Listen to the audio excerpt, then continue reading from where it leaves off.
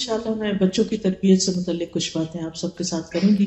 کوئی بھی شخص جب بڑا ہوتا ہے اور اللہ تعالیٰ اس کو اولاد کی نعمت سے نوازتا ہے تو اولاد اس کے لیے دنیا کی سب سے قیمتی دولت ہوتی ہے. اور جتنا کوئی بھی انسان اپنی اولاد کے لیے فکر مند ہو اتنا کسی بھی اور چیز کے لیے نہیں، اور خصوصاً مائیں، مدرس. ایک عورت جب ماں بن جاتی ہے تو پھر ساری زندگی خواہ اس کے بچے خود پیرنٹس بن جائیں پھر بھی وہ اپنے بچوں کی فکر نہیں چھوڑتی، اور ماں کی یہ فکر قبر تک جاتے ہوئے رہتی. اس کے دل میں ہمیشہ بچوں کی خیرخواہی اور بچوں کی بھلائی کی سوچ ہوتی کہ کسی طرح میں انہیں کچھ بھی فائدہ پہنچا سکوں، خود بھوکے رہ کر، پیاسے رہ کر، تکلیف اٹھا کر، پریشانیاں اٹھا کر اپنے پر اپنے بچوں کو ترجیح دیتی. اللہ سبحانہ وتعالیٰ نے یہ محبت ہمارے دلوں میں فطری طور پر رکھ دی. لیکن والدین کی اصل محبت، سچی محبت، صحیح محبت اسی وقت ہو سکتی ہے جب وہ اپنے بچوں کو صرف اس دنیا میں نہیں آخرت میں بھی کامیاب دیکھیں، کیونکہ یہ دنیا تو ختم ہو جائے گی اور آخرت کی زندگی ہمیشہ ہمیشہ کی زندگی. لہٰذا ہم سب کو اس بات کی کوشش کرنی چاہیے کہ ہم جب بچوں کے فیوچر کا سوچیں تو وہ فیوچر صرف اس دنیا کا فیوچر نہ ہو بلکہ ان کی آخرت کا بھی ہو. کیونکہ اگر وہ دنیا میں کامیاب ترین انسان بھی ہوئے اور آخرت میں ناکام ہو گئے تو وہ کامیاب نہیں ہے. حقیقی کامیابی آخرت کی کامیابی ہے. ذالک هو الفوز العظیم، وہ ہے اصل عظیم الشان کامیابی. تو انشاءاللہ تربیت اولاد سے متعلق کچھ ٹپس میں آپ کو دوں گی، انشاءاللہ اللہ نے چاہا تو آپ کے لیے فائدہ مند ہوگی. سب سے پہلی بات تو یہ کہ اولاد اللہ سبحانہ وتعالیٰ کا عطیہ ہے، ایک تحفہ ہے ہم سب کے لیے، اور اللہ نے جس کو جو بھی دیا ہے، بیٹا ہو یا بیٹی، اس پر راضی رہنا چاہیے، کیونکہ یہ تقسیم بھی اللہ تعالیٰ کی ہے. جسے چاہتا ہے بیٹیاں دیتا ہے، جسے چاہتا ہے بیٹے دیتا ہے، جسے چاہتا ہے دونوں دیتا ہے، جسے چاہتا ہے کچھ بھی نہیں دیتا. اور وہ سب کچھ جاننے والا ہے، ہر چیز پر قادر، یعنی اس کو زیادہ پتا ہے کہ کس کو مجھے کیا دینا چاہیے، کون کس کے قابل. دوسری بات یہ کہ بچے ہمارے لیے ایک خوشی کا باعث ہوتے ہیں، اگرچہ ان کے ساتھ تکلیفیں بھی ہوتی ہیں، لیکن اللہ سبحانہ وتعالیٰ نے پیغمبروں کو جب اولاد کی خبر دی تو اس کو خوشخبری قرار دیا. مثلا زکریا علیہ السلام نے جب دعا مانگی بچے کے لیے اور ساری زندگی مانگتے رہے، بڑھاپے میں جا کر اللہ نے ان کو اولاد دی تو فرمایا یا زکریا انا نبشرک بغلام اسمہ یحییٰ، اے زکریا ہم آپ کو ایسے لڑکے کی خوشخبری دیتے ہیں جس کا نام یحییٰ ہوگا. تو یہ صرف خبر نہیں ہوتی بلکہ خوشخبری ہوتی. اسی طرح ابراہیم علیہ السلام کو جب خوشخبری ملی اسحاق علیہ السلام کی پیدائش کی تو اس وقت بھی اللہ سبحانہ وتعالیٰ فرماتے فبشرناہ باسحاق، تو ہم نے اس کو اسحاق کی بشارت دی، یعنی خوشخبری دی. نبی صلی اللہ علیہ وسلم بچوں سے بہت محبت کرتے تھے. حضرت حسن اور حسین جو ان کے نواسے تھے ان کو آپ فرماتے کہ یہ دنیا میں میرے پھول ہیں، یہ دنیا میں میرے دو پھول ہیں، یعنی انہیں پھولوں سے تشبیہ دیتے. جس طرح پھولوں کی کیئر کی جاتی ہے اور پھولوں کو دیکھ کر انسان خوش ہوتا ہے، ایسے ہی وہ بچوں کو دیکھ کر خوش ہوتے تھے. اور یہ حقیقت ہے کہ بچے ہماری آنکھوں کی ٹھنڈک ہوتے ہیں، اسی لیے ہمیں دعا سکھائی گئی ہے کہ ہم یوں مانگیں ربنا ھب لنا من ازواجنا وذریاتنا قرۃ اعین وجعلنا للمتقین اماما. اے اللہ ہمیں ہمارے ازواج اور ہماری اولاد سے آنکھوں کی ٹھنڈک عطا کر، یعنی ہم انہیں دیکھیں تو خوش ہو جائیں اور ہمیں متقین کا امام بنے. اسی طرح آپ صلی اللہ علیہ وسلم نے فرمایا کہ تمہاری اولاد تمہاری بہترین کمائی، یعنی انسان اپنی زندگی میں جو کچھ بھی کماتا ہے، ارن کرتا ہے، اس میں سب سے بہترین چیز ٹاپ پہ جو ہے وہ اس کے بچے ہیں، اولاد ہے. کیونکہ اولاد انسان کے لیے دنیا میں بھی راحت، مدد، خوشی کا باعث ہوتی ہے اور آخرت کے درجات میں بلندی کا بھی ذریعہ ہوتی. یعنی ایک انسان کے اپنے عمل ہوتے ہیں اور ایک اس کے بچوں کے اچھے کام اس کے نام اعمال میں، حسنات میں اضافہ کرتے ہیں اور وہ اس کے درجات کی بلندی کا ذریعہ بنتے ہیں. لیکن یاد رکھیے کہ جہاں اولاد ایک خوشخبری ہے، خوشی کا باعث ہے، وہاں اس کے ساتھ ساتھ ایک ذمہ داری بھی ہے، اور اس کے بارے میں ہم سے پوچھا بھی جائے گا. قیامت کے دن اللہ تعالیٰ اس کے بارے میں سوال کرے گا. ہم سے بہت سی اور باتیں پوچھی جائیں گی، ہماری جوانی کے بارے میں کہ وہ کس کام میں لگائی، ہماری علم کے بارے میں کہ اس پر عمل کتنا کیا، مال کہاں سے کمایا، کہاں خرچ کیا، اپنی زندگی کن کاموں میں لگائی. لیکن اس کے ساتھ ساتھ مسند احمد کی روایت میں آتا ہے کہ انسان سے اس کے اہل خانہ کے بارے میں بھی خصوصیت سے پوچھا جائے گا کہ اس نے اپنے گھر والوں کے ساتھ کیا معاملہ کیا اور ان کی کیسی تربیت کی. اور اس میں خصوصاً ماں کو ذمہ دار قرار دیا گیا، یعنی باپ سے بھی پوچھا جائے گا لیکن باپ کی نسبت ماں زیادہ ذمہ دار ہے، کیونکہ ماں کا درجہ بھی زیادہ ہے اور بچے کا زیادہ وقت ماں کے ساتھ ہی گزرتا ہے۔ اللہ سبحانہ وتعالیٰ نے ماں کو بنایا ہی ایسے ہے کہ وہ نسل انسانی کی تخلیق اور تربیت اور پرورش کا کام بہترین طریقے سے کر سکے۔ صحیح بخاری کی روایت میں آتا ہے، عورت اپنے شوہر کے گھر اور اس کے بچے کی نگران ہے اور اس سے ان کے بارے میں پوچھا جائے گا۔ یعنی بعض اوقات ہسبینڈ وائف ایک دوسرے پہ ڈالتے رہتے ہیں، آپ ان کو سمجھائیں، آپ ان کو سمجھائیں، آپ ان کا خیال کریں، لیکن حقیقت یہ ہے کہ ہر ایک کا اپنا اپنا رول ہے اور اس میں ماں کی ذمہ داری زیادہ بتائی گئی ہے۔ اب آپ دیکھیے کہ بچوں کی تربیت کا آغاز انسان کے بچے کی پیدائش کے بعد سے نہیں، اس سے پہلے سے ہی ہو جاتا ہے، بلکہ شادی سے پہلے جب لڑکے یا لڑکی کا انتخاب کیا جاتا ہے، اس وقت انسان صرف یہ نہ دیکھے کہ لڑکی خوبصورت ہے یا لڑکا بہت مالدار ہے یا دنیاوی اعتبار سے اسٹیٹس کیسا ہے، بلکہ یہ بھی دیکھے کہ یہ لڑکی یا لڑکا یہ دونوں ایک دوسرے کو اس اعتبار سے بھی دیکھے۔ لڑکی یہ دیکھے کہ جس لڑکے کو میں پسند کر رہی ہوں یہ میرے بچوں کا باپ ہوگا تو یہ کیسا باپ ہوگا، اور لڑکا یہ بھی ضرور دیکھے کہ یہ لڑکی کل میرے بچوں کی ماں ہوگی تو یہ کیسی ماں ثابت ہوگی، کیا یہ ایک اچھی نسل کو پروان چڑھائے گی؟ کیونکہ جس لڑکی کو ہم اپنے گھر میں لا رہے ہیں اس کے اندر یہ کوالٹی تو ہونی چاہیے کہ وہ گھر بنانے والی ہو، اور گھر صرف ان دیواروں سے نہیں بنتا یا فرنیچر سے نہیں بنتا، گھر انسانوں سے بنتا ہے کہ انسانوں کی تربیت کیسی ہوگی۔ رسول اللہ صلی اللہ علیہ وسلم نے فرمایا، دنیا فائدہ اٹھانے کی چیز ہے اور دنیا کی بہترین متاع نیک عورت ہے۔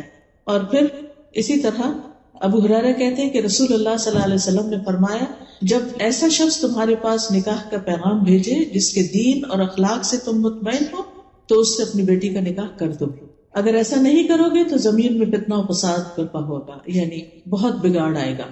تو دیکھنے کی چیز، باقی چیزیں بھی ٹھیک ہے انسان دیکھے تاکہ ایک دوسرے کے ساتھ ایک کمپیٹیبلٹی ہو اور گزارا بہتر طور پر ہو، لیکن خاص طور پر دین کے بارے میں ضرور دیکھنا چاہیے۔ اور دین میں بھی ایسا نہیں کہ ہر شخص شیخ بن جائے گا اور پھر وہی دیندار ہوتا ہے اور باقی لوگ دیندار نہیں ہوتے، نہیں، دیندار ہونے سے مراد کیا ہے کہ انسان اللہ کے حقوق ادا کرتا ہو اور اس کے ساتھ ساتھ بندوں کے حقوق بھی ادا کرتا ہو۔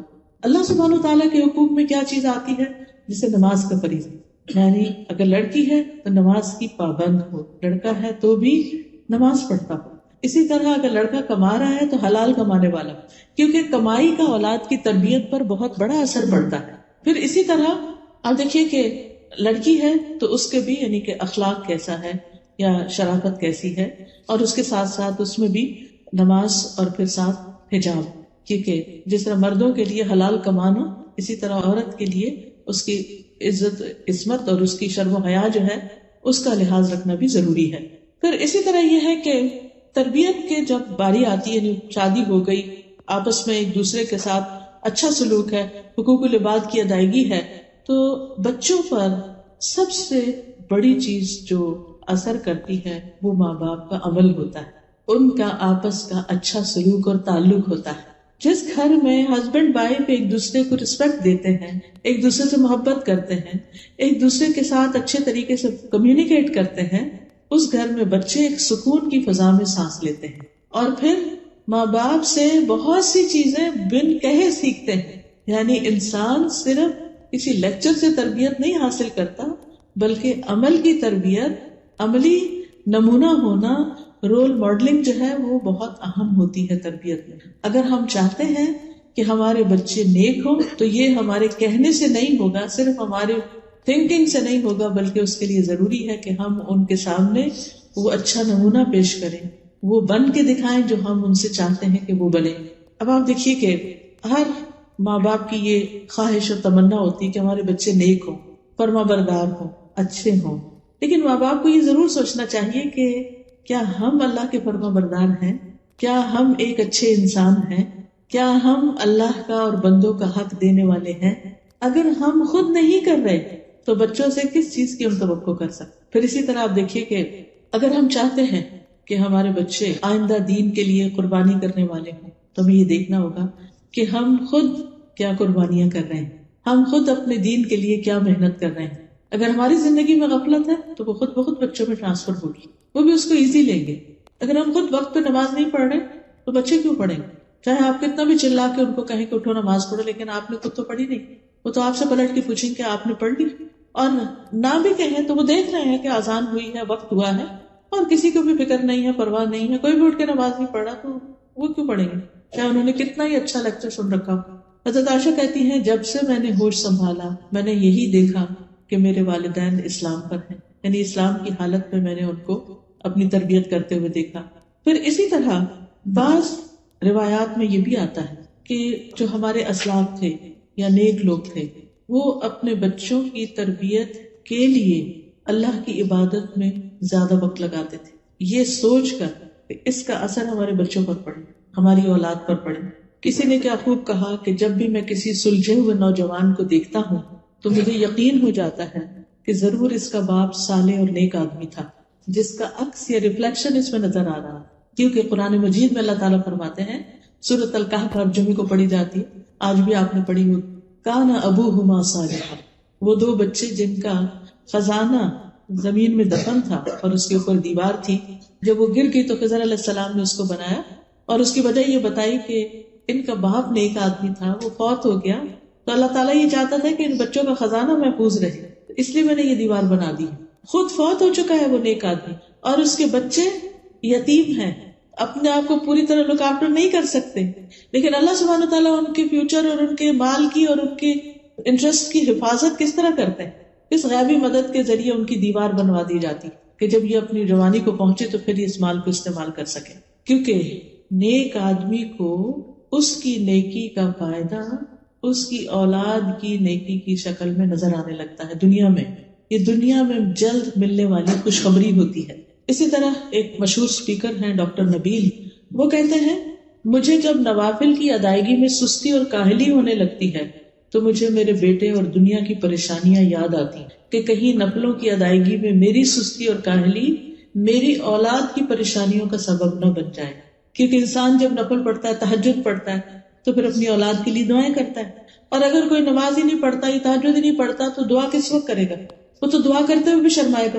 تو وہ کہتے ہیں کہ یعنی جب مجھے تھوڑی سستی آنے لگے تو مجھے اپنے بچے یاد آنے لگتے ہیں کہ میں نے ان کی خاطر اٹھنا ہے اور دعائیں کرنی ہے ان کے لیے، تو یہ چیز ان کو عبادت میں اور زیادہ آگے بڑھاتی۔ اور ایک جنرل اصول کے طور پر آپ دیکھیے، ایک کامن سینس کی بات ہے کہ اگر ہم اللہ کی اطاعت نہیں کرتے، فرما برداری نہیں کرتے، ہم اللہ کے اوبیڈینٹ نہیں ہیں، تو ہم کیسے توقع کر سکتے ہیں کہ ہمارے بچے ہمارے اوبیڈینٹ ہو جائیں؟ ہمارا احسان اپنے بچوں پر زیادہ ہے یا اللہ کا احسان ہم پر زیادہ ہے؟ ہم نے تو اپنے بچوں کو وہ کچھ نہیں دیا جو ہمیں ہمارے رب نے دیا، لیکن ہم وہ سب کچھ پا کر اپنے رب کے لیے اس طرح اطاعت گزار نہیں ہوتے، اس طرح اس کے آگے نہیں جھکتے، جس طرح ہم اپنے بچوں سے چاہتے ہیں کہ ان کے لیے تھوڑا بہت بھی کر کے وہ ہمارے خاموش غلام ہو جائیں، جو ہم کہیں بس وہ کریں، اور اگر وہ تھوڑی بھی اپنی مرضی کرنے لگتا ہے تو ہم ناراض ہونے لگتے ہیں۔ ڈاکٹر نبیل یہ بھی کہتے ہیں کہ میرا ایک دوست تھا کویت میں، ایک بہت اچھے منصب پر تھا، یعنی کہ بہت ہائی پوسٹ پر تھا، لیکن وہ ہر روز چند گھنٹے والنٹیئر کرتا تھا، فلاحی کاموں میں لگاتا تھا۔ تو میں نے اس سے کہا کہ دیکھو اگر تم جو جاب کر رہے ہو اسی میں تھوڑے گھنٹے اور لگاؤ اور محنت کرو تو تمہیں اور زیادہ آگے تم جا سکتے ہو، تو تم اپنا کچھ ٹائم جو ہے وہ والنٹیئر کرنے میں گزار دیتے ہو۔ تو کہنے لگا کہ میں 6 بچوں کا باپ ہوں جن میں سے اکثریت میرے بیٹوں کی ہے، یعنی بوائز ہیں، مجھے ڈر ہے کہ وہ بے راہ روی کا شکار نہ ہو جائیں۔ جب سے میں نے قرآن مجید میں کان ابوہما صالحا کی تفسیر پڑھی ہے کہ ان کا باپ نیک آدمی تھا، اس لیے ان بچوں کی اللہ نے کیئر کی، تو میں نے اپنی زندگی کا ایک بڑا حصہ فلاحی کاموں میں لگا دیا ہے، میں والنٹیئر کرتا ہوں، اور اس کے اثرات میں اپنے بچوں میں دیکھ رہا ہوں، کیونکہ بچے جب دیکھتے ہیں نا کہ ہمارے ماں باپ سب کی خدمت کرتے ہیں، سب کے کام آتے ہیں اور اپنا وقت لگاتے ہیں، تو پھر ان کے اندر اس چیز کی ایک قدر ہوتی ہے، ایک ڈگنیٹی ہوتی ہے۔ لیکن اگر کوئی بچہ یہ دیکھے کہ باپ بیکار پڑا سوتا ہی رہتا ہے اور کوئی کام وقت پہ نہیں کرتا، اپنی ذمہ داریاں بھی نہیں پوری کرتا، کما کے بھی نہیں لاتا، تو وہ اس کے لیے کیسا رول ماڈل ہو؟ اور وہ باپ پھر بچوں سے کیا توقع کر سکتا ہے کہ وہ اس کے لیے کیسے بچے بنے؟ پھر اگر ہم بھی چاہتے ہیں کہ ہمارے بچے نیک ہوں، فرمانبردار ہوں، صالح ہوں، تو ہم سب کو چاہیے کہ ہم چاہے جاب کرتے ہوں، چاہے کچھ کام کرتے ہوں، چاہے ہم بزنس کرتے ہوں، کوئی کمائی کرتے ہوں، لیکن اس کے ساتھ ساتھ ہم ضرورت مند انسانوں کی مدد بھی ضرور کریں، ہم اپنے آپ کو والنٹیئر کریں کسی بھی جگہ، جو بھی ہماری اسکل ہے، اپنے علم کے ساتھ، اپنی طاقت کے ساتھ، اپنے مال کے ساتھ دوسروں کی خدمت کریں.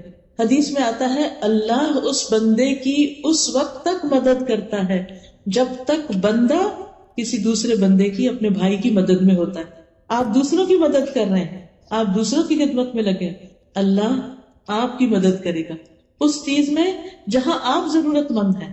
اللہ آپ کے کام بنائے گا. میرے استاد ہمیشہ کہتے تھے کہ اگر بچہ کھانا نہ کھائے تو غریب کے بچے کو کھلاؤ، کسی یتیم کی پرورش شروع کر دو. اگر تمہارا بچہ نہیں پڑھتا تو کسی اور کے بچے کو پڑھاؤ. اس خدمت کے بدلے اللہ تمہارے بچے کو بھی اس راہ پہ لے آئے گا. یعنی جس چیز کی اپنے گھر میں کمی دیکھتے ہو وہ دوسروں کو دے کر حاصل کرو. آپ دیکھیے کہ کتنا بڑا وعدہ ہے کہ اللہ اس بندے کی مدد میں ہے، اللہ اس کی مدد کرے گا. مانا کہ اللہ اس کی مدد کرے گا جو کسی کی مدد کرتا ہے، جو دوسروں کی مدد میں لگا رہتا ہے. تو کبھی یہ نہ سوچا کریں اوہ اتنے گھنٹے میرے باہر لگ گئے، اتنے گھنٹے مجھے کیا ملا. خاص طور پر اس معاشرے میں جب کہ ہر گھنٹے کی ایک قیمت ہے، آپ اپنی سروسز دیتے ہیں تو آپ کو اس کے بدلے میں مال مل جاتا ہے. ٹھیک ہے کچھ پیسے ہمارے ہاتھ میں آتے ہیں، ہمیں خوشی ہوتی ہے، ہر انسان کو خوشی ہوتی ہے کیونکہ انسان کے اندر مال کی محبت اللہ نے رکھ دی ہے. یہ کبھی بھی نہیں ہوا کہ آپ کو کوئی مالی فائدہ حاصل ہو اور آپ کا میرا تو کوئی دل ہی نہیں کہ مجھے کوئی فائدہ. ہمارے پیرنٹس ہمیں دیں، ہم ہسبینڈ دیں، ہم خود کمائیں، کچھ بھی ہو ہمیں ہمیشہ اچھا لگتا ہے. اور پھر آپ دیکھیے کہ اس مال کی اپنی ایک ویلیو اور اس سے ایک خوشی ملتی ہے. لیکن جب آپ کسی کے کام آتے ہیں اور وہ آپ کو دعا دیتا ہے اس وقت کیسی خوشی ہوتی ہے. کسی کی خدمت کر کے، کسی کی مدد کر کے، کسی کے کام آ کے، ہاں ہم تھک ہی جائیں لیکن اس کے بدلے میں جو ہمیں راحت اور خوشی نصیب ہوتی ہے، اور پھر اس وعدے کا یقین کہ میں نے دوسروں کی مدد کی، اللہ میری مدد کرے گا. تو آپ اپنی بہت سے بوجھ اور پریشانیاں اپنے اوپر سے ہٹا دیتے ہیں، اپنے امور اللہ کے سپرد کر دیتے ہیں. یہ کیسے ہو سکتا ہے کہ میں خالص اس کی رضا کے لیے اس کے بندوں کی خدمت کروں اور وہ میری مدد نہ کرے؟ وہ ضرور کرے گا. پھر اسی طرح عبداللہ بن مسعود کے بارے میں آتا ہے کہ وہ رات کو جب نوافل ادا کر رہے ہوتے تھے، تہجد پڑھ رہے ہوتے تھے، تو سامنے اپنے بچے کو سویا دیکھ کر کہا کرتے تھے من اجلک یا بنیا، تیری خاطر اے میرے بچے.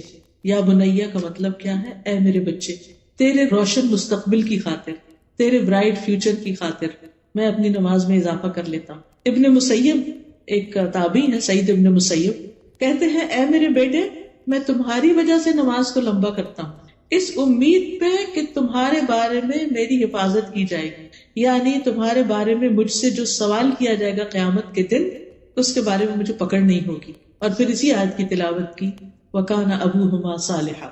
اسی طرح ایک آدمی کا طریقہ یہ تھا کہ جب بھی اس کا کوئی بچہ اخلاقی طور پہ بگڑ جاتا، کوئی ضد کرتا، کوئی بدتمیزی کرتا، تو وہ صدقہ کرتا اور کھانا کھلاتا. یہ دو کام کرتا، صدقہ کرتا، کھانا کھلاتا. کیوں؟ کیونکہ قرآن مجید کی آیت میں آتا ہے خذ من اموالہم صدقۃ تطہرہم وتزکیہم بہا، ان کے مالوں سے صدقہ لے کر اس کے ساتھ انہیں پاک کرے گا اور انہیں صاف کرے گا. یعنی تم انہیں پاک کرو گے، صاف کرو گے ان کے مالوں میں سے صدقہ لے کے. تو گویا مال میں سے صدقہ نکالنا اور اسی طرح خاص طور پر کھانا کھلانا یہ کس نیکی میں سے ہے کہ جس کی وجہ سے انسان کا اپنا بھی تزکیہ ہوتا ہے اور اولاد بھی سدھرتی ہے، نیک بنتی ہے. اور وہ شخص کہتا اے اللہ یہ صدقہ میرے بیٹے کے اخلاقی تزکیے کے لیے، یہ جو میں صدقہ کر رہا ہوں یہ میں اس نیت سے کر رہا ہوں کہ میرے بیٹے کو نیک بنا دوں. پس بے شک یہ اخلاقی بے رہروی میرے لیے اس کی بیماری سے زیادہ شدید ہے. یعنی بچہ بیمار ہو فزیکلی وہ کم درجے کی مصیبت ہے، لیکن اگر وہ بگڑ جائے اور بے راہ ہو جائے تو وہ بہت بڑی مصیبت ہے. پھر اسی طرح ایک اور آدمی کا واقعہ یہ ملتا ہے کہ اس کے پاس اتنا نہیں تھا جس سے وہ بہت زیادہ مالی صدقہ کر سکے، وہ بس اتنا ہی کماتا تھا جس سے اس کی اپنی گزران ہوتی تھی، اس کے پاس دینے کے لیے زیادہ نہیں ہوتا تھا. تو جب اس کا بیٹا اس کے ساتھ بدتمیزی کرتا یا اس کی بات نہیں مانتا تھا تو وہ رات کو قیام کرتے ہوئے سورۃ البقرہ پڑھتا تھا، یعنی رات کے تہجد میں سورۃ البقرہ پڑھتا اور کہتا اے اللہ یہ میرا صدقہ ہے، میرے پاس مال نہیں ہے لیکن یہ میرا صدقہ ہے، اسے تو میرے لیے قبول کر لے، یعنی مجھ سے قبول کر لے اور میرے لیے اس بیٹے کی اصلاح کر دے. تو کیونکہ نیک اعمال جو ہوتے ہیں یہ وسیلہ بنتے ہیں دعاؤں کی قبولیت کا. ہم نیک لوگوں کو وسیلہ بناتے ہیں، ان کی نیکی تو ان کے ساتھ ہے. ہمیں جس وسیلے کا حکم دیا گیا وہ نیک اعمال ہے کہ ہم صدقہ کریں، نماز پڑھیں، دعا کریں اور اس سے اللہ سے مدد مانگیں. اسی طرح ہمیں یہ یاد رکھنا چاہیے کہ ہم اپنے بچوں کی اصلاح کس طرح کریں، اس نیت کے ساتھ اللہ کی عبادت کر کے کہ یہ بچے سدھر جائیں. اور یاد رکھیں کہ ہمارے ہاتھ میں کوئی طاقت نہیں کہ ہم اپنے بچوں کو نیک بنا سکیں جب تک اللہ کی مدد نہ ہو. وہی مدد کرنے والا ہے. پھر اسی طرح اللہ کا تقوی اختیار کرنا، اللہ سے ڈرنا. پھر بچوں کو اپنے ساتھ مختلف کاموں میں، پروجیکٹس میں، والنٹیئرنگ میں شریک کرنا، ان کو ساتھ لے کے جانا. مثلا ہر جمعے کو آپ جو ابھی آپ کے قریب مسجد ہے اس کی صفائی اپنے ذمہ لے سکتے ہیں کہ نمازیوں کے آنے سے پہلے میں ہال کی صفائی کروں. آپ کیا کر سکتے ہیں کہ اپنے بچے کو تھرسڈے نائٹ ساتھ لے جائیں. خود اکیلے نہیں جائیں، ہسبینڈ وائف، بچے کو ساتھ لے کے جائیں کہ چلے اللہ کا گھر صاف کرتے ہیں. اور پھر ایک ایک کونے خدرے کو صاف کریں، کہیں کوئی داغ دھبا ہے اس کو مٹائیں، اس کو خوشبودار کریں، صفیں لگائیں. جو بھی ایک مسجد کی خوبصورتی اور بیوٹیفیکیشن ہو سکے. مسجد اللہ کا گھر ہو. ہم اپنے گھروں کو کتنا سجاتے ہیں، اور جب کوئی ہمارے مہمان آ رہے ہوں تو ہم کیئر کرتے ہیں اور بھی سجاتے ہیں، صاف ستھرا کرتے ہیں، عام روٹین سے زیادہ کرتے ہیں. تو جمعے کے دن اللہ کے مہمان آتے ہیں. ویسے تو 5 نمازیں، لیکن آپ کو پتا ہے ہمارے یہاں 5 نمازیں کہاں اتنی فل مسجد ہوتی ہے. لیکن جمعے کے دن اتنے لوگ ہوتے ہیں کہ بعض اوقات صحیح اگر ارینجمنٹ نہ ہو تو لوگوں کو صحیح جگہ بھی نہیں ملتی. لیکن وہ صفائی کیوں نہیں ہو پاتی مسجدوں کی، وہ ایک چیئرفل ماحول کیوں نہیں ہوتا بعض اوقات؟ صرف اس لیے نہیں ہوتا کہ ان کے پاس والنٹیئر نہیں ہوتے. تو آپ ان سے بات کر کے کہ آپ مجھے یہ خدمت دے دیں. آپ کو معلوم ہے کہ الحمدللہ جیسے الہدا میں ویکینڈ میں کلاس ہوتی ہے، ابھی نئی سورۃ البقرہ شروع ہوئی ہے، اور ماشاءاللہ اس میں 400-500 لوگ ہیں، اور ہر ہفتے ان کے لیے بینچز لگانا اور چیئرز لگانا اور ہال کی سیٹنگ ٹھیک ٹھاک کام ہے. آپ کو معلوم ہے کہ کچھ سسٹرز ہیں، 2 سسٹرز، وہ پچھلے 5 سال یہ خدمت کرتی رہی ہیں.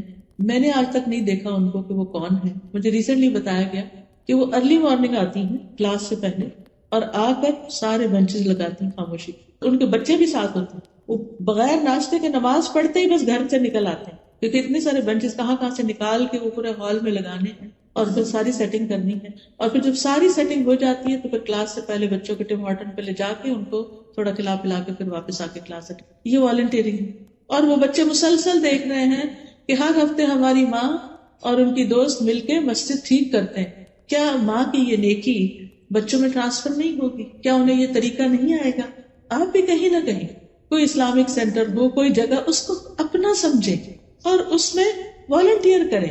آپ کو معلوم ہے کہ اوور آل جو ہے عموماً مساجد کے ریسورسز اتنے زیادہ نہیں ہوتے کہ ہر چیز پروفیشنل طریقے سے کرا سکتے، لیکن کچھ لوگ ہوتے ہیں کہ وہ یہ کام کر سکتے ہیں. مجھے اچھی طرح یاد ہے جب میری بیٹی کا رشتہ ہونا تھا، تو جب رشتہ آیا چھوٹی بیٹی کا تو میں نے پتہ کیا کہ لڑکا کیا کیا کرتا، اس کی کیا عادات ہیں، کیا کیا اس کے کام ہیں. تو مجھے پتہ چلا کہ وہ فلاں مسجد میں جمعے کے دن جمعرات کی رات کو وہاں کے ٹوائلٹ صاف کرتا ہے. تو اس سے کیا پتہ چلتا ہے کہ ایک انسان ہمبل ہے، اس کے دل میں دین کی خدمت کا جذبہ، اور دین کی خدمت کے لیے ضروری نہیں کہ کوئی بہت بڑا ہائی فائی کام کیا جائے.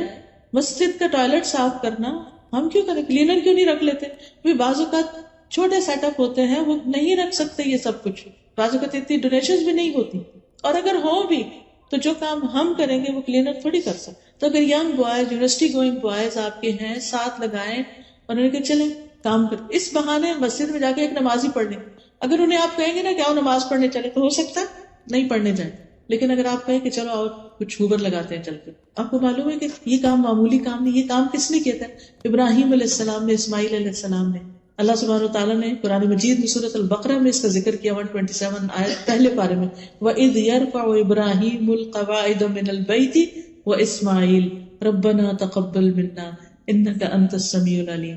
اور جب ابراہیم اور اسماعیل بیت اللہ کی بنیادیں اٹھا رہے تھے، باپ نے بیٹے کو ساتھ لگایا اور تعمیر کی، تو انہوں نے دعا کیا ہمارے رب ہم سے یہ قبول کر لے، بے شک تو سب کی سننے والا اور جاننے والا ہے. پھر اللہ تعالیٰ نے دونوں کو حکم دیا کہ انطہر بیتی للطائفین والعاکفین والرکع السجود، میرے اس گھر کو صاف کرو طواف کرنے والوں کے لیے، سجدہ کرنے والوں کے لیے، رکوع کرنے والوں کے لیے، اعتکاف بیٹھنے والوں کے لیے. پیغمبر ہیں دونوں، پیغمبر دوسرے چھوٹے تو بعد میں بنے، لیکن پیغمبر ہیں، بہت معزز ہیں، لیکن وہ اللہ کا گھر تعمیر بھی کرتے ہیں اور اس کی صفائی بھی کرتے ہیں. یہ کوئی معمولی کام نہیں.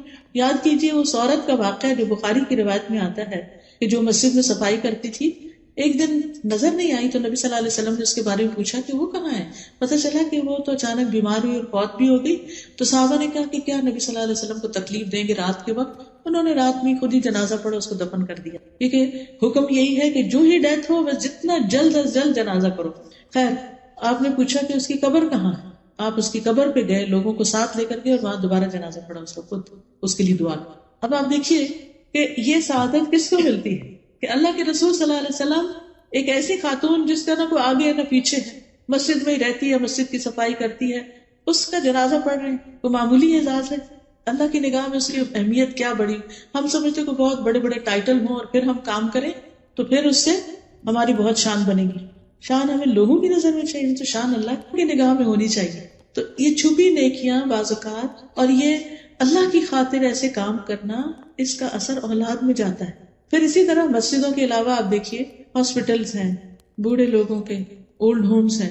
کل میری بیٹی بتا رہی تھی کہ ان کا اسکول کا ٹرپ گیا ہوا تھا، بچوں کا اولڈ ہوم میں لے کر گئے تھے، شاید 8-9 سال کا ہے بچہ اس کا۔ کہہ رہی تھی کہ کل شام گھر آ کر اتنا رویا اتنا رویا اتنا رویا کہ جس طرح اس نے بوڑھے لوگوں کو وہاں دیکھا، کوئی فیملی ان کے پاس نہیں، وہ بیمار ہیں، وہ بیٹھے ہوئے ہیں، لونلی ہیں، تو وہ سین تو مجھ سے پوچھ رہی تھی کہ میں اب اس کو کس طرح کمفرٹیبل کروں، کیا بتاؤں اس کو۔ ہمارے بچے یہ سب چیزیں تو دیکھتے نہیں، نہ جنازہ دیکھتے ہیں، نہ قبرستان دیکھتے ہیں، نہ اولڈ ہوم دیکھتے ہیں۔ دل کس چیز سے نرم ہو؟ وہ اپنی آخرت کے بارے میں کیوں سوچے؟ وہ تو دنیا ہی دنیا ہے ان کے سامنے۔ ہم انہیں لے جاتے ہیں، کبھی کہیں کھانا کھلانے لے جاتے ہیں، کبھی کسی ٹوائز کی شاپ پر لے جاتے ہیں، ہم سمجھتے ہیں یہ ہم بچوں کی بہت بڑی خدمت کر رہے ہیں اور اس سے ہمارے بچے ہم سے بہت خوش ہو جائیں گے اور ہمارے بڑے فرما بردار ہوں گے۔ نتیجہ کیا ہے؟ جتنی ہم ان کو عیش کروا رہے ہیں، جتنی ہم ان کی ہر خواہش پوری کرتے چلے جا رہے ہیں، اتنا ہی وہ مزید بگڑتے چلے جا رہے ہیں، کسی بات پہ خوش ہوتے ہی نہیں، کیونکہ وہ ایک چیز وہ اب ان کی نگاہ سے اتر گئی، اب ان کو اس سے بڑی انٹرٹینمنٹ چاہیے، اس سے بڑی انٹرٹینمنٹ چاہیے۔ تو پھر وہ زندگی کی جو حقائق ہیں اور زندگی کی جو مشکلات ہیں ان کو فیس کرنا نہیں آتا۔ مومن آخرت پر یقین رکھتے ہوئے اپنی زندگی گزارتا ہے۔ ہمیں خود بھی اپنے لیے اور اپنی نسلوں کے لیے، اپنی تربیت اور تزکیہ کے لیے بھی اور اپنے بچوں کی تربیت کے لیے بھی ان سب جگہوں پر والنٹیئر کرنے کی ضرورت ہے۔ پھر اسی طرح اور بھی آپ دیکھ سکتے، آپ کے نیبرہڈ میں کوئی بزرگ خاتون ہو سکتی ہے، کوئی بیمار ہو سکتا ہے، کسی کو کسی اور چیز کی، نئے امیگرینٹس کو مختلف چیزوں کے لیے ضرورت ہو سکتی ہے۔ آپ دیکھیے کہ آپ کہاں کس کی کیسے مدد کر سکتے ہیں۔ آپ کی سرزمین تو وہ ہے جس نے بہت سارے سیرین ریفیوجیز کو ویلکم کیا ہے، ان کے بچے کیا پڑھ رہے ہیں کیا نہیں پڑھ رہے، ان کے حالات کیا ہیں، ایسے لوگوں سے آپ کانٹیکٹ کر سکتے ہیں جو ڈائریکٹ ان کی مدد خدمت کر رہے ہیں، ان کے ساتھ آپ شامل ہو سکتے ہیں۔ بہت کام ہے کرنے کے، لیکن اپنی ذاتی زندگی، اپنی گھریلو زندگی، اپنی سوشلائزنگ میں سے وقت نکالیے۔ اگر آپ واقعی چاہتے ہیں کہ آپ کے بچے صحیح راستے پر آ جائیں تو پھر اپنے جان، اپنے وقت، اپنے مال کو اللہ کی خاطر قربان کریں۔ پھر اسی طرح بات ہو رہی تھی کہ اچھا رول ماڈل بن کے بچوں کی تربیت کرنا، اس میں یہ بھی آتا ہے کہ جیسے بچوں سے کیے ہوئے وعدے پورے کریں، ان سے غلط بیانی نہ کریں، سچی بات کریں۔ ایک خاتون نے اپنے بچے کو بلایا، ادھر آؤ میں تمہیں کچھ دوں، تو آپ نے اس سے پوچھا کہ تم کیا دینے والی ہو؟ انہوں نے کہا کہ میں اس کو کچھ میٹھی چیز دوں گی، کھجور دوں گی۔ تو آپ نے فرمایا اگر تم اسے کچھ نہ دیتی تو تمہارے اوپر جھوٹ کا گناہ لکھا جاتا ہے۔ کبھی بھی بچوں سے جھوٹ نہ بولو، ان کا اعتماد چلا جائے، کیونکہ زندگی پر کسی پہ بھی ٹرسٹ نہیں کرتے، کیونکہ ماں ایسی چیز ہوتی ہے نا کہ جس پر انسان آنکھیں بند کر کے ٹرسٹ کرتا ہے۔ لیکن اگر یہ انسان کو احساس ہو جائے نا کہ ماں دھوکہ دیتی ہے، ماں ڈرامہ کرتی ہے۔ پچھلے دنوں کسی خاتون کی بات مجھ سے ہوئی تو بہت پریشان تھی، کہتی بچے نے گھر چھوڑ دیا، بچے نے گھر چھوڑ دیا، کہیں اور جا کے رہتا ہے، اور میں نے اس سے بہت کہا ہے کہ تم ایسا نہیں کرو، لیکن وہ نہیں مانتا۔ تو کہتی کہ جب شاید وہ رونے لگی یا کسی طرح اس کو سمجھانے لگی تو کہتے ماں آپ بہت ڈرامے کرتی۔ اب آپ دیکھیں، ماں کو یہ کہنا کہ تم ڈرامے کرتی ہو، اس کے آنسو کو ڈرامہ سمجھنا، کہ جیسے ڈرامے میں کوئی ہوتا ہے نا کیریکٹر، تو اس میں وہ جھوٹ موٹ کر ہوتے ہیں اور وہ لگتا ہے جیسے رو رہے۔ اگر ہمارے بچے ہمارے بارے میں یہ سوچیں کہ ہماری ماں جو ہے وہ ٹرسٹ وردی نہیں ہے اور ہمارے ساتھ بس ایسی فراڈ کر رہی ہے اور ہماری کیئر نہیں کرتی اور اس کو ہماری ضرورت نہیں ہے، یا کسی بھی طرح اگر بچوں کے اندر ایسی کوئی فیلنگ آ گئی ہے تو یہ نہیں ہونا چاہیے نا۔ تو اس کے لیے یہ ہے کہ بچوں کے ساتھ کیا کریں، سچ بات کریں، ٹرسٹ بلڈ کریں۔ کسی بھی کامیاب ریلیشن شپ کے لیے بہت ضروری ہوتا ہے کہ ایک دوسرے پر اعتماد کیا جائے، ٹرسٹ کیا جائے، کیونکہ جہاں ٹرسٹ نہیں ہوتا نا وہاں پھر اتفاق نہیں ہوتا، محبت نہیں ہوتی، پھر وہ بات نہیں سنتے۔ اس کے علاوہ بچوں کو فارمل اسلام کی ایجوکیشن بھی دینی چاہیے۔ دنیا کی تعلیم تو لے رہے ہیں، اگر اسکول میں جاتے ہیں تو آپ دیکھیں دن کا ایک بڑا حصہ اسکول میں گزار کے آتے ہیں، لیکن اگر وہ گھر پہ ہیں اور آفٹرنون میں آپ خود ان کو سکھا سکتے ہیں، یا کسی مسجد میں یا کہیں بھی ان کو بھیج سکتے ہیں، تو دین کی باقاعدہ تعلیم دیں۔ دیکھیے کہ ہم میں سے اکثریت نے اس ماحول میں آنکھ کھولی ہے جہاں ہمارے کانوں میں اذانوں کی آوازیں بھی پڑتی تھی، آس پاس مسجدیں بھی تھی، گھروں میں نمازیں بھی پڑھی جاتی تھی، بہت کچھ دیکھ دیکھ کے ہم سیکھ گئے اسلام کے بارے میں. لیکن ہمارے بچوں کو بہت کچھ سکھانے کی ضرورت ہے، تب وہ ان کو پتہ چلے گا کہ یہ دین ہے، یہ اسلام ہے. تو اس میں آپ دیکھیے کہ حضرت لقمان نے اپنے بیٹے کو جو سب سے پہلی چیز سکھائی تھی وہ کیا تھی؟ یا بنیا لا تشرک باللہ ان الشرک لظلم عظیم. سب سے پہلی چیز یہ کہ بچوں کا عقیدہ درست کریں، ان کو توحید سکھائیں، ورنہ اللہ سبحانہ وتعالی، کیونکہ اگر وہ توحید پر ہے نا تو کوئی ان سے غلطی کوتاہی ہو بھی گئی تو اللہ تعالیٰ معاف کر دے گا. لیکن اگر شرک میں انہوں نے زندگی بسر کی تو شرک تو بہت بڑا ظلم ہے، شرک کا گناہ کبھی معاف نہیں ہوگا جب تک کہ اس سے توبہ نہ کریں. تو لا الہ الا اللہ کا معنی سکھانا بہت ضروری. وہ کیسے؟ عبداللہ بن عباس کہتے ہیں کہ ایک دن میں نبی صلی اللہ علیہ وسلم کے پیچھے سوار تھا تو آپ نے فرمایا، اے لڑکے، میں تجھے چند کلمات سکھا رہا ہوں، اللہ کے احکام کی حفاظت کرو، اللہ تمہاری حفاظت کرے گا. اللہ کی حفاظت کرو یعنی اللہ کے احکامات کی، تم اسے اپنے سامنے پاؤ گے. جب مانگو اللہ سے مانگو، یہ ہے توحید کہ جب مانگو اللہ سے مانگو. اس لیے بچوں کو کوئی بھی چیز ضرورت ہو تو آپ اسے کہ اچھا اللہ سے دعا کرو اور پھر آپ اس کو ہیلپ کریں، لیکن اسے اپنے سے نہیں جوڑیں، اللہ سے جوڑیں. پھر جب مدد چاہو اللہ سے مدد مانگو، امتحان میں مدد چاہیے، بزنس میں، جاب میں، کسی بھی چیز میں اللہ سے مدد مانگو.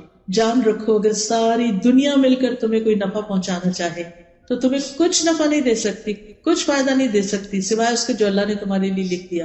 اور اگر سارے مل کر تمہیں کوئی نقصان دینا چاہے تو تمہیں کچھ نقصان نہیں دے سکتے سوائے اس کے جو اللہ نے لکھ دیا. قلم اٹھا لیے گئے صحیح پہ خشک ہو گئے. تو اس سے کیا پتہ چلتا ہے کہ بچوں کو بچپن سے ہی بتا دینا چاہیے کہ اصل فائدہ اور نقصان اللہ کے ہاتھ میں، کوئی تمہارا کچھ نہیں بگاڑ سکتا، تاکہ ان کے اندر ایک بہادری ہو. اور پھر یہ سکھاؤ کہ جو کچھ چاہیے اللہ کی طرف رجوع کرو. یہ ہے توحید. آپ کو معلوم ہے کہ حضرت یعقوب علیہ السلام کی جب وفات ہوئی تو وفات سے پہلے وہ اپنے بچوں کو جو وصیت کر رہے تھے اس کے بارے میں قرآن میں آتا ہے، ام کنتم شہداء اذ حضر یعقوب الموت اذ قال لبنیہ ما تعبدون من بعدی قالوا نعبد الہک والہ آبائک ابراہیم واسماعیل واسحاق الہ واحدا ونحن لہ مسلمون. کیا تم موجود تھے اس وقت جب یعقوب کو موت آئی، جب اس نے اپنے بیٹوں سے کہا میرے بعد کس کی عبادت کرو گے؟ پیغمبر ہے اللہ کے یعقوب علیہ السلام، جن کے بیٹے یوسف علیہ السلام بھی، اور باقی بھائی تو آپ کو معلوم ہے وہ قصہ. تو ان کو وہ جوان بیٹے تھے، بڑے تھے، سمجھدار تھے، ان کو کہہ رہے ہیں کہ میرے بعد تم کس کی عبادت کرو گے یہ بتاؤ، حالانکہ وہ اسلام پر تھے. آج آپ دیکھیں آپ کے بچے جس ماحول میں رہ رہے ہیں، کیا یہ میک شور کرنا جاننا ضروری نہیں کہ ہمارے بعد ہمارے بچے، ہماری نسلیں اسلام پر ہوں؟ تو ان سے پوچھنا چاہیے کہ ہمارے بعد تم کس ریلیجن کو فالو کرو گے، کس دین پر ہوگے تم؟ تو انہوں نے کہا ہم آپ کے الہ یعنی اللہ کی عبادت کریں گے جو آپ کا الہ ہے، آپ کے باپ دادا کا، ابراہیم کا، اسماعیل اور اسحاق علیہ السلام کا، الہ واحدہ ونحن لہ مسلمون، اور ہم سب اسی کے مسلمان فرمانبردار ہیں. اس سے کیا پتہ چلتا ہے کہ پیغمبروں نے اپنی اولاد کو ایک الہ کی عبادت کی تعلیم دی اور مرتے دم تک اس کی فکر کی. پھر ان کے اندر اللہ کا ڈر پیدا کیا جائے، لوگوں کا ڈر نہیں پیدا کریں، اس سے بزدلی آتی، اللہ کا ڈر، اس سے قوت آتی. حضرت لقمان ہی کے بارے میں جو ابھی آیات پڑھی گئی، انہوں نے کہا تھا یا بنیا، اے میرے چھوٹے بچے، بے شک اگر کوئی چیز رائی کے دانے برابر ہی کیوں نہ ہو، آسمان میں ہو، چٹان میں ہو، یا آسمانوں یا زمین میں، اللہ اس کو لے آئے گا. بے شک اللہ بڑا باریک بین، پوری خبر رکھنے والا. تو اللہ سبحانہ تعالیٰ کے ناموں اور صفات کا علم دے بچوں کو کہ اللہ کون ہے، اللہ کی پہچان دے، پھر آخرت کا تصور دے ان کو. یاد ہوگا آپ کو کہ نبی صلی اللہ علیہ وسلم نے جب ابتدائی دعوت دی تھی اسلام کی تو آپ نے اپنے خاندان والوں کو دعوت پہ بلایا تھا. تو اس وقت سب سے خطاب کر کے کیا کہا تھا؟ کچھ یاد ہے آپ کو کہ جب آپ نے اپنے خاندان والوں کو دعوت پر بلایا تھا تو اس وقت کیا کہا تھا؟ وَأَنذِرْ عَشِيرَتَكَ الْأَقْرَبِينَ، اپنے قریبی رشتہ داروں کو خبردار کرو. آپ نے ایک ایک کر کے سب کے نام لیے تھے. پھر خواتین میں سے پھپھی کا نام لیا اور اپنی بیٹی کا نام لے کے کہا اے فاطمہ بنت محمد صلی اللہ علیہ وسلم، اپنے آپ کو جہنم کی آگ سے بچاؤ. میں اللہ کی طرف سے تمہارے لیے کسی چیز کا اختیار نہیں رکھتا. تم لوگوں سے رشتہ ہے، میں اسی طرح جوڑتا رہوں گا جس طرح جوڑنا چاہیے، لیکن اللہ کے ہاں رشتے ختم ہو جائیں گے، تمہیں میں نہیں بچا سکتا. تو آخرت کی فکر ڈالی اپنی بیٹی کے اندر کہ اپنے لیے خود کچھ کرو. پھر اللہ تعالیٰ سارے اہل ایمان کو حکم دیتا ہے یا ایھا الذین آمنوا قوا انفسکم واہلیکم نارا، اے ایمان والو اپنے آپ کو، گھر والوں کو آگ سے بچاؤ. اور اس کے لیے پہلا قدم توحید اور دوسری چیز عبادات میں نمازوں کی پابندی. 7 سال کا بچہ ہو جائے تو نماز شروع کرا دیتے. ایک نماز سے شروع کرے پھر 2 3 4 5 جب تک 10 سال کا ہو 5 کی عادت پڑ جائے, اور پھر مسجد کی عادت پڑ جائے, صبح وقت پہ جاگنے کی عادت پڑ جائے, اور پھر سنتوں اور نوافل کی بھی. کیونکہ بعض اوقات بچوں کو ہم فرض پہ لگاتے ہیں نا, ساری زندگی پھر فرض پر ہی رہتے ہیں, یہ بڑی مشکل ہو جاتی ہے, انہیں سنت پڑھنی مشکل ہو جاتی ہے. تو بچپن 10 سال کی عمر میں پھر تھوڑی تھوڑی سنتیں بھی ساتھ شروع کرا دیں, کیونکہ بڑے ہو کے عادتیں توڑنا بڑی مشکل ہو جاتی ہے. پھر اسی طرح روزے رکھوانا.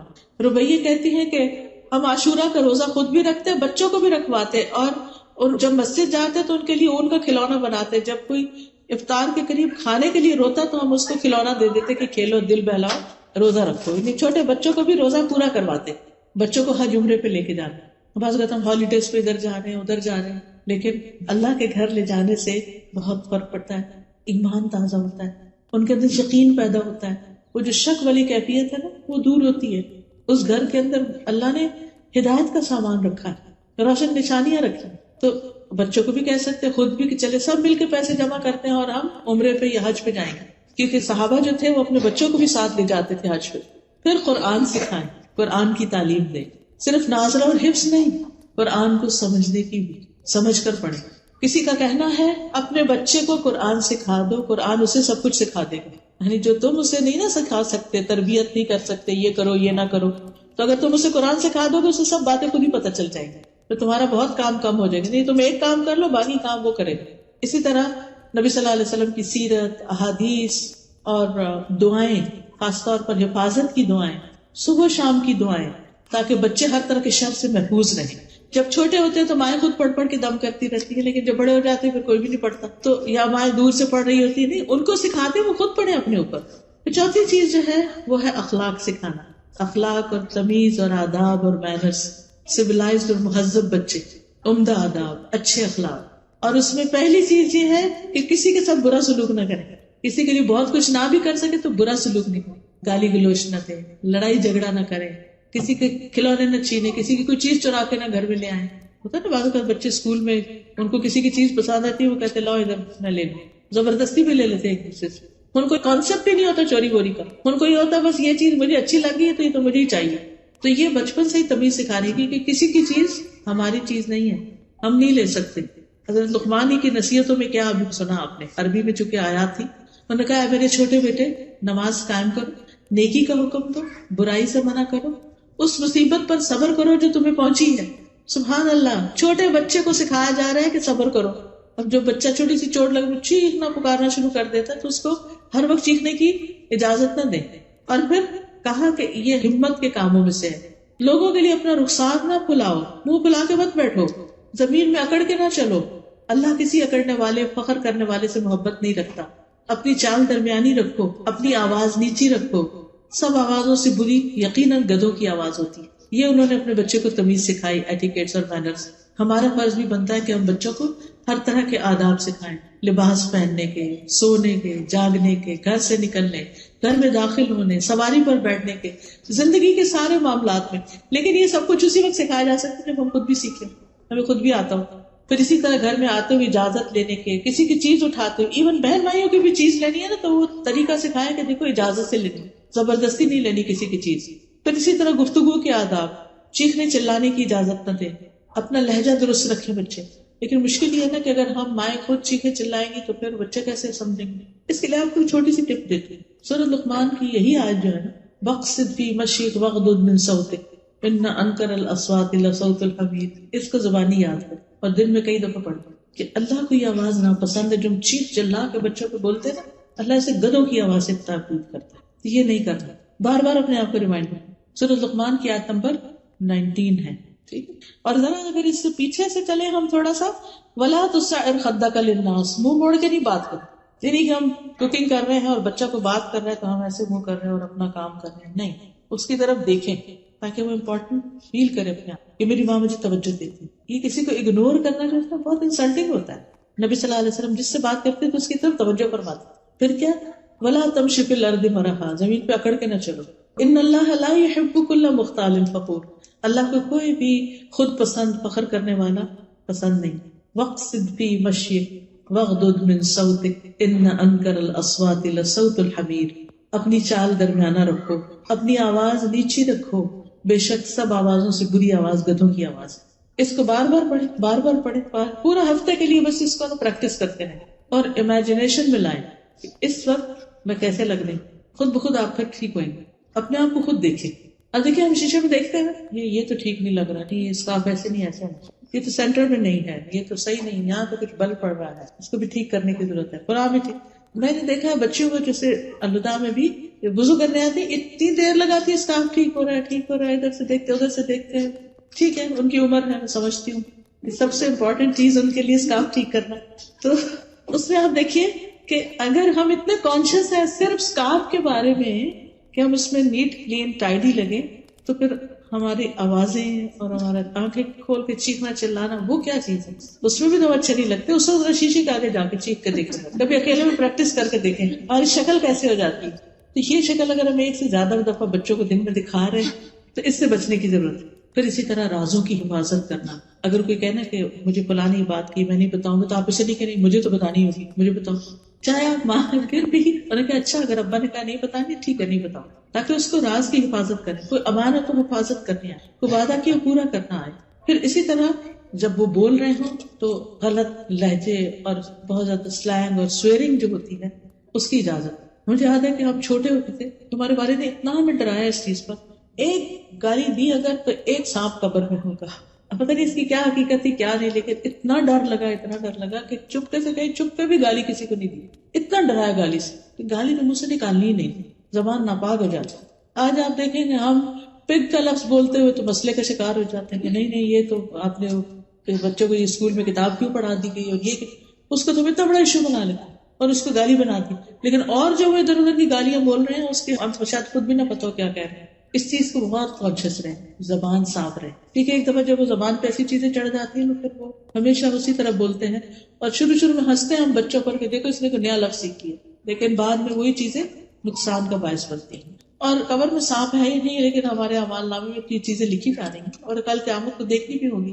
اسی طرح یہ ہے کہ بچوں کو اچھا ماحول دیں، گھر کے اندر بھی، لیکن باہر جہاں دوستوں میں یا کسی سینٹر میں یا کہیں بھی بچوں کا کوئی کلب ہے وہاں بھی دیکھ بھال کے لے جائیں کہ اور بچے کس قسم کے آتے ہیں وہاں پر، کیونکہ بچے اپنے دوستوں کو بہت کاپی کرتے ہیں۔ تربیت میں ایک حصہ آپ کا ہے لیکن ایک حصہ ان کے ماحول کا ہے، یعنی جو گھر سے باہر کا ہوتا ہے کہ ان کے فرینڈز کیسے ہیں۔ اچھے بھلے بچے دین سے دور ہو جاتے ہیں صرف اس وجہ سے کہ فرینڈز جو ہے وہ دین پر نہیں۔ حدیث میں آتا ہے صاف طور پر کہ انسان اپنے دوست کے دین پر ہوتا ہے، اسے چاہیے کہ دیکھے کہ وہ کس کو دوست بنا رہا ہے، کس کی کمپنی میں رہتا ہے۔ آپ جو کچھ ہے نا اپنی کمپنی کی پیداوار میں، اس لیے اچھے لوگوں کے ساتھ، نیک لوگوں کے ساتھ خود بھی بیٹھیں، ان کو بھی لے جائیں، اس مجلس کی آداب سکھائیں۔ ٹھیک ہے جب بچے شور کر رہے ہوں تو کسی الگ کمرے میں لے کے بیٹھے، لیکن میں نے دیکھا کہ کچھ مائیں اپنے چھوٹے بچوں کو مسجد میں لاتی ہیں، جیسے اللہ تعالیٰ سمجھا سکھا کے پاس بٹھاتی ہیں اور بچے آرام سے بیٹھے رہتے۔ میں حیرت سے دیکھتی رہتی ہوں کہ پورا خطبہ اس بچے نے سن لیا بغیر کچھ گڑبڑ کیے، کیونکہ بچپن سے ماں کو لانے کی عادت تھی اور سمجھا کے لائے، یہاں بھاگنا نہیں، یہاں بولنا نہیں، یہاں کچھ کرنا نہیں، یہ اللہ کا گھر ہے، یہ اللہ کا گھر ہے۔ تو اس سے کیا ہوگا کہ اس کے دل میں جو ہی مسجد دیکھے گا اندر آئے گا، وہ آٹومیٹیکلی اس میں یہ چیز آئے گی کہ یہاں نہیں بھاگنا، یہ نہیں۔ لیکن اگر ہم لے تو جائیں مسجد اور اس کے بعد اپنی دوستوں کے ساتھ لگ جائیں اور بچے ہر طرح کی بدتمیزیاں کرتے پھریں تو اس سے پھر وہ کیا سیکھیں گے؟ تو پہلے سے ذہن بنا کے لائیں ہم اللہ کے گھر جا رہے ہیں، جیسے ہم کسی دوست کے گھر جاتے ہیں، ہم فلاں آنٹی کے گھر جا رہے ہیں، فلاں جگہ جا رہے ہیں، ہم مال جا رہے ہیں، ہم فلاں کھیلنے جا رہے ہیں، لیکن جب مسجد آئے تو ہم مسجد جا رہے ہیں اور مسجد میں جا کے ہم یہ کریں گے وہاں، اور اس کے لیے موٹیویٹ کریں گے کتنا اجر اور کتنا ثواب ہے۔ پھر اسی طرح لوگوں کی خدمت کی عادت اگر بچپن سے ہی ہو جائے تو بہت اچھی، اور اس میں ظاہر ہے کہ پھر رول ماڈل تو آپ ہی ہوگے۔ گھر میں اگر آپ کی ساس ہیں، بڑی امی ہیں، تو ان کے پاس ڈیلی بیٹھنا، وقت نکالنا، ان کی تھوڑی خدمت کرنا اور بچوں کو ساتھ لگانا کہ اچھا چلو تم بھی لگو، چلو میں ان کے پاؤں دبا رہی ہوں تم ہاتھ دباؤ، وہ تھوڑی دیر دبائیں گے پھر بھاگ جائیں گے، بور ہو جائیں گے، پھر آئیں گے، پھر لیکن کرتے کرتے کرتے ان کو عادت ہو جائے گی۔ حضرت انس کہتے ہیں کہ جب نبی صلی اللہ علیہ وسلم مدینہ آئے تو میری عمر 10 سال تھی، میری مائیں، نانی، خالہ وغیرہ مجھے نبی صلی اللہ علیہ وسلم کی خدمت کی مسلسل تاکید کرتی تھی اور میں نے آپ کی 10 سال خدمت کی۔ حضرت انس آپ کے ساتھ رہے تو کس نے سکھایا تھا کہ نبی صلی اللہ علیہ وسلم کی خدمت کرنا؟ ماں نے سکھایا تھا۔ اور وہ کہتے ہیں کہ جب آپ کی وفات ہوئی تو میں 20 سال کا تھا، اور یعنی بہت سے احکامات انہوں نے صرف دیکھ دیکھ کے گھروں میں سیکھے تھے۔ پھر اسی طرح اگر ممکن ہو تو بچوں کو کسی اسکالر یا کسی ایسے شخص کی کمپنی میں دیں کہ جو ان کو بہت سی اور چیزیں بھی ساتھ رکھ کے سکھا سکے. یا اگر دنیا کی تعلیم تربیت بھی دینی ہے تو اس میں آپ دیکھیے کہ جیسے اگر کھانا پکانا ہے یا اور گھر کے کام ہے، اگر آپ خود سکھا سکتے ہیں یا بعض اوقات آپ کی کوئی بہن یا بانجی یا کوئی اور، تو ان کے ساتھ تھوڑی دیر انہیں چھوڑیں کہ ان سے بھی سیکھیں چیزیں. اس سے تھوڑا ان کو ویرائٹی بھی مل جاتی ہے اور ڈفرینٹ لوگوں سے ڈفرینٹ چیزیں بھی وہ سیکھ سکتے ہیں. تو باصلاحیت لوگوں کی نگرانی میں بچوں کو دینا، ان کی کمپنی دینا. بچوں کو ہر وقت صرف بچوں میں نہیں رہنا چاہیے، یہ یاد رکھیے، کیونکہ جو بچے ہر وقت بچوں میں رہتے ہیں وہ کبھی بڑے نہیں ہو پاتے. جب آپ بڑے لوگ بیٹھے ہوں تو ان کو بھی بیچ میں ساتھ بٹھائیے، چاہے زیادہ دیر نہیں لیکن کچھ دیر ضرور بٹھائیے تاکہ وہ بڑوں کی کارآمد گفتگو سنے اور اس کو یاد رکھے. آپ کو معلوم ہے کہ حضرت انس جو تھے وہ چھوٹے تھے لیکن کتنی باتیں انہوں نے نوٹ کی. وہ کہتے ہیں کہ میں نے رسول اللہ صلی اللہ علیہ وسلم سے بڑھ کر کسی کو بچوں کے ساتھ شفقت کرنے والا نہیں پایا. پھر اسی طرح ہم دیکھتے ہیں کہ آپ صلی اللہ علیہ وسلم حضرت ابن عباس کو دعائیں دیتے ہیں. چھوٹے سے بچے ہیں، آپ کے گھر میں رات رہنے کے لیے آتے ہیں اپنی خالہ کے پاس کیونکہ ان کی اہلیہ تھی نبی صلی اللہ علیہ وسلم کی. پھر اسی طرح بچوں کو بول کے بھی محبت کا اظہار کریں. نبی صلی اللہ علیہ وسلم نے حضرت حسن کے لیے فرمایا اللہم انی احبہ، اللہ میں حسن سے محبت کرتا ہوں، فاحبہ، آپ بھی اس سے محبت کریں، واحبب من یحب، اور آپ اس سے بھی محبت کریں جو حسن سے محبت کریں. یعنی آپ بچوں کا احساس دلائیں، بول کے بھی کہیں کہ آپ مجھے اچھے لگتے ہیں. پھر پیار سے مخاطب کریں، نک نیم بھی رکھ سکتے ہیں، ان کو توجہ دیں، ان کے ساتھ بچوں کی طرح کھیل کھیلیں. نبی صلی اللہ علیہ وسلم نماز سے سر نہیں اٹھاتے تھے جب بچے آ کے بیٹھ جاتے تھے کمر پر. پھر اسی طرح بچوں کے ساتھ کھیلنا، جیسے پکڑن پکڑائی یا کچھ. حضرت حسین گلی میں کھیل رہے تھے، نبی صلی اللہ علیہ وسلم اپنے ساتھیوں کے ساتھ جا رہے تھے، آپ نے ان کو چھوڑا، آگے بڑھ کے حضرت حسین کو پکڑا اور وہ آگے آگے بھاگنے لگے. تو پھر آپ نے ان کا ایک ہاتھ یہاں تھوڑی کے نیچے رکھا، دوسرا سر کے پیچھے سے یوں کر کے ان کو اوپر کیا اور ان کو کس کیا اور پھر چلے گئے اور بھاگ کے پیچھے سے پکڑا تھا. ان چیزوں سے بچے بہت خوش ہوتے ہیں، ان کا کانفیڈینس بحال ہوتا ہے، وہ شیئر کر سکتے ہیں، وہ ریلیٹ کر سکتے ہیں، کیونکہ عمر کا تو فرق ہے ہی، لیکن آپ کا جو رویہ ہے وہ اس فرق کو بہت تھوڑا کر دے گا. لیکن اگر آپ بہت سنجیدہ ان کے ساتھ اور وہ اپنے دل کی بات شیئر ہی نہیں آپ سے کر سکتے تو یہ اچھی بات نہیں، پھر آپ ان کو کہہ بھی نہیں سکتے کچھ. پھر اسی طرح اگر بچے بیمار ہو جائیں تو ان کا خیال کرنا، پھر ان کا علاج کرانا، لیکن اوور ڈوز نہیں کرنا. کچھ مائیں اتنی زیادہ کانشیس ہوتی ہے کہ چھوٹے چھوٹے بچوں کو بار بار ڈاکٹر کے پاس لے جانا اور بار بار ان کو خوب دوائیاں دے کے بچپن میں ان کی امیونٹی خراب کرنا، تو اس چیز سے بچنا چاہیے. پھر بڑے بچوں کو بھی پیار کرنا. بعض بچے ٹین ایجر ہیں تو کئی دفعہ تو ہمارے سے اونچے ہو جاتے ہیں، جتنے مرضی بڑے ہو جائیں ساتھ لگائیں، ماتھے میں پیار کریں، ہاتھ پکڑیں، اس کو چومیں. اس سے بچوں کے اندر ایک آپ سے کلوزنس آئے گی، پھر وہ آپ سے شیئر کریں، پھر آپ ان کو اچھی نصیحت دے سکتے ہیں. کیونکہ بہت سے لوگ پوچھتے ہیں نا کہ اچھا جو بڑے ہیں بچے ہو گئے ان کے ساتھ کیا کریں. ان کے ساتھ تو ہر وقت لڑائی رہتی ہے، تم نکمے ہو، تم کچھ کرتے نہیں ہو، تم یہ نہیں کرتے، ان کی کسی بات پہ راضی نہیں. اب اس کا نتیجہ کیا ہوتا ہے، وہ پھر کترانا شروع کرتے، اوائڈ کرنا شروع کرتے، قریب ہی نہیں آتے، تربیت ہی نہیں ہوتی. پھر اسی طرح نبی صلی اللہ علیہ وسلم حضرت فاطمہ کو چومتے تھے، پاس بٹھاتے تھے، ان کو اپنی جگہ بٹھاتے تھے. پھر اسی طرح آپ اپنی چادر میں ان کو گھسا لیتے تھے، بچوں کو، چھوٹے بچوں، پھر ان کو اٹھاتے تھے، کبھی مارا نہیں تھا چھوٹے بچوں کو. اور پھر زیادہ روک ٹوک بھی نہیں، ہر بات میں انٹرفیئر نہیں کرتے، نہ یہ نہیں کرو. اب ہوتا ہے کہ بچہ اس سے نہ یہ نہیں لو، وہ اٹھا لیا، وہ پکڑا، وہ اٹھا لیا، وہ لیا. کچھ تو ان کے لیے بھی چھوڑ دیں کہ وہ بھی کسی چیز سے انجوائے کریں. ابھی آپ نے اپنی کتاب اٹھائی ہے، ان کے لیے کچھ اور رکھ دیں تاکہ اس پہ بعض بچے بھی کہتے ہیں وہی چاہیے جو آپ کی. اچھا بعض بچے قرآن پکڑتے ہیں تو بچے نے قرآن پکڑ لیا، گرا دے گا. کیوں آپ سوچ رہے گرا دے گا؟ آپ نیچے ہاتھ رکھ لیں اگر چھوٹا بچہ ہے، یا کسی بھی طرح نظر رکھیں، اور اگر بچہ آگے پیچھے کرے خود قرآن لے کے چومے، اس کو سینے سے لگایا کہ اللہ کی کتاب ہے، نیچے نہیں رکھنا، تو نیکسٹ ٹائم کیئر کرے گا. لیکن یہ تو نہیں کہ بچہ قرآن کو ہاتھ ہی نہ لگانے دیں، اور جب وہ بچہ بڑا ہوگا اور آپ کہیں گے یہ لو قرآن، تو وہ کہے گا اب میں ہاتھ نہیں لگاتا اس، کیونکہ ہر دفعہ اس نے ہاتھ لگایا اور آپ نے کھینچ لیا اس سے، ہر دفعہ نماز پہ آپ پہ چڑھا اور آپ نے پیچھے کر دیا. وہ کیوں نماز اور قرآن سے محبت کرے گا؟ جن چیزوں کی دین میں رخصت ہے، اجازت ہے، اتنا تو ان کو کرنے دیں. اور پھر یہ آخری بات ہے کہ بچوں کے لیے خوب دعائیں کریں، کیونکہ صرف ہماری کوششیں کافی نہیں ہیں، دعائیں بہت ضروری ہیں. نبی صلی اللہ علیہ وسلم نے فرمایا 3 طرح کے لوگوں کی دعائیں قبول ہوتی ہیں: مظلوم کی دعا، مسافر کی دعا، اور والد کی اپنی اولاد کے لیے دعا. باپ بچوں کے لیے دعا کرے. آپ اپنے بارے میں کہتے تھے میں اپنے باپ ابراہیم کی دعا ہوں. انہوں نے دعا کی تھی نا کہ اللہ ایک پیغمبر بھیج اس میں سے، اور جو ان پہ تلاوت کرے اور کتاب اور سنت حکمت کی تعلیم دے. تو آپ کو اس بات پر خوشی تھی کہ ابراہیم علیہ السلام نے میرے لیے دعا مانگی تو میں پیدا ہوا اور میں نبی بن کے آیا. تو آپ اپنے بچوں کے لیے دعا کریں، اللہ ان کو ایسا بنا دے، ایسا بنا دے، ایسا بنا دے، جو بھی آپ کے ڈریمز ہیں، جو بھی خواب ہیں، اور ان کے سامنے بھی بولا کریں. اور کبھی بچوں کو بد دعا نہ دیں، غصے میں آ کے بد دعا نہیں، کیونکہ ہوتا کیا اس سے اگر قبول ہو گئی تو کون روئے گا. اور نیک اولاد کے لیے دعائیں، صالح اولاد کی دعاؤں کا ایک چھوٹا سا کارڈ ہے، اگر وہ ہو تو انسان کسی وقت دن میں ایک دفعہ پڑھ لے بچوں کے لیے، جس میں رب ہب لی من الصالحین، رب ہب لی من لدنک ذریۃ طیبہ انک سمیع الدعاء، ربنا هب لنا من ازواجنا وذرياتنا قرة اعین واجعلنا للمتقین اماما، ربنا واجعلنا مسلمین لك ومن ذریتنا امة مسلمة لك وارنا مناسکنا وتب علینا انک انت التواب الرحیم، رب اوزعنی ان اشکر نعمتک التي انعمت علی وعلى والدی وان اعمل صالحا ترضاه واصلح لی فی ذریتی انی تبت الیک وانی من المسلمین. ہر روز معمول بنا لیں کہ صبح میں یا رات میں ایک دفعہ ماں باپ کے لیے، ہسبینڈ کے لیے، بچوں کے لیے ضرور دعا کرتے ہیں، کیونکہ ہماری خوشیاں ان کے گرد گھومتی ہیں. یہ نیک ہوں گے تو ہمیں خوشی ہوگی. پھر رب اجعلنی مقیم الصلاۃ ومن ذریتی ربنا وتقبل دعا، پھر وجنبنی وبنی ان نعبد الاصنام، اور پھر اللہم انی اعوذ بک من جار السوء ومن زوج تشیبنی قبل المشیب ومن ولد یکون علی ربا.